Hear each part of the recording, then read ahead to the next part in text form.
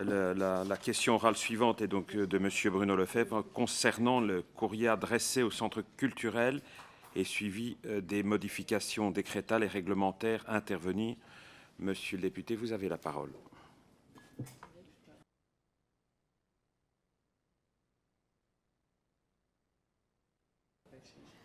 Oui, merci, Monsieur le Président.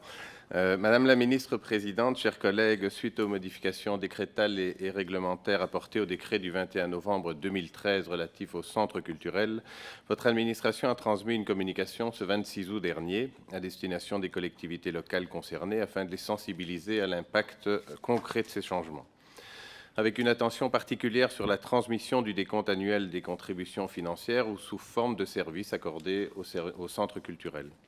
Il est en effet important que l'ensemble des parties puissent se préparer dans les délais fixés.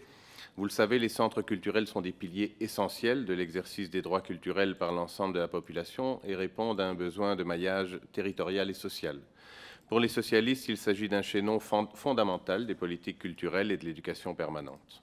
Mon groupe a soutenu ces modifications issues d'une concertation appuyée et inscrite dans une logique de simplification administrative susceptible de dégager davantage de ressources à concentrer sur l'offre et la programmation culturelle.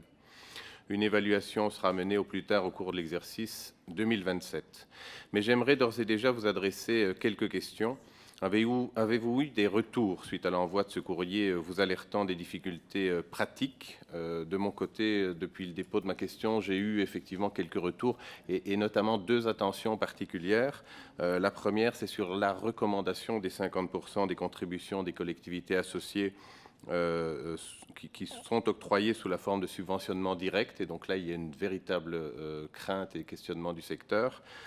Et l'autre était sur le délai de 8 semaines minimum pour solliciter les communes et provinces concernant leur engagement financier, puisque vous savez que les pouvoirs locaux ont jusqu'au moins novembre ou décembre pour produire leur budget, et donc ça pourrait poser quelques difficultés. Quelle est votre éventuelle feuille de route quant à une nouvelle modification de ce décret? Qu'en est-il des garanties relatives au financement de ce secteur afin de lui permettre d'exercer pleinement ses missions fondamentales? Et avez-vous d'ores et déjà pris langue, comme la DPC le prévoit, avec vos homologues wallons en charge du tourisme et du patrimoine, afin d'initier la commission destinée à accroître les synergies, sachant que les négociations bruxelloises sont en cours, mais que rien n'empêche que vous puissiez au moins déjà y réfléchir. Je vous remercie déjà pour vos éléments de réponse. Merci, Monsieur le député. Madame la ministre-présidente. Merci, Monsieur le député. Alors, j'ai effectivement interrogé les services de l'administration des réceptions de votre question qui m'ont répondu que eux, à ce stade, n'avaient reçu aucune réaction. Donc, ça m'intéresse qu'on puisse échanger sur les réactions que vous avez reçues, puisque nous n'en avons pas, en tout cas à ce stade, pas au niveau du cabinet et pas au niveau de l'administration. Donc, c'est vraiment important qu'on puisse échanger après. Alors, l'administration est en train de travailler sur des propositions et des aspects techniques de la mise en œuvre de ce décret. Ils me feront des propositions prochainement, donc on pourra en reparler. Et une évaluation est effectivement prévue en 2027.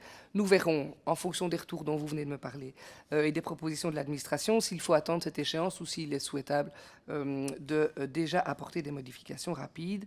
J'avais indiqué, mais donc je vais quand même le dire, mais on verra si ça se met ou pas, mais je pense que c'est aussi important pour les acteurs de terrain qu'on ne change pas la réglementation tout le temps parce qu'ils doivent en permanence s'adapter. Donc voilà, il faudra voir si on peut garder les dispositions telles qu'elles sont maintenant ou si des modifications urgentes et nécessaires doivent être mises en place. Mais l'idée, c'est aussi d'offrir de la stabilité pour les acteurs de terrain. Alors évidemment, sans devancer de futures discussions budgétaires, je peux vous assurer déjà de ma conviction que les centres culturels, par leur ancrage territorial et leur programmation diversifiée, sont des parties prenantes de l'accessibilité de la culture, dont on vient d'en parler d'ailleurs précédemment, et sur les synergies à mettre en place avec la région wallonne, mais évidemment qu'avec les doubles casquettes et avec les collègues de Madame Lescrunier qui travaillent en partie dans le même bâtiment, on va mettre en place rapidement les concertations. Je viens de l'évoquer, ma chef de cabinet culture est en train d'arriver, et donc c'est des choses qui vont prendre encore un tout petit peu de temps, mais c'est bien notre volonté de collaborer au maximum et de mettre en place la commission à laquelle vous faites référence. J'attends évidemment de pouvoir connaître mes interlocuteurs bruxellois, donc ça ne va pas m'empêcher d'avancer avec la région wallonne, mais c'est quand même important qu'on puisse avoir les Bruxellois avec nous, et donc on attend rapidement de pouvoir construire des ponts avec eux dans un souci évidemment d'efficacité et d'équité au bénéfice de l'ensemble des citoyens. Voilà, je vous remercie. Merci, Madame la ministre-présidente. Pour une réplique, Monsieur Lefebvre. Oui, merci Monsieur le Président et merci Madame la Ministre Présidente pour l'échange. Effectivement, on aura l'occasion d'en reparler, mais ce sont les premières craintes, en tout cas, qui émanaient d'un certain nombre de centres culturels suite à ce courrier. Je pense que c'était important de vous les signaler. Nous avons évidemment toujours prôné la stabilité aussi dans les réglementations et donc nous continuerons dans cette logique avec vous avec grand plaisir, même si des aménagements évidemment peuvent être mis en œuvre à l'un ou l'autre moment. Donc merci beaucoup pour ces éléments de réponse. Voilà, je vous invite, Monsieur le Président, à reprendre vos hautes fonctions.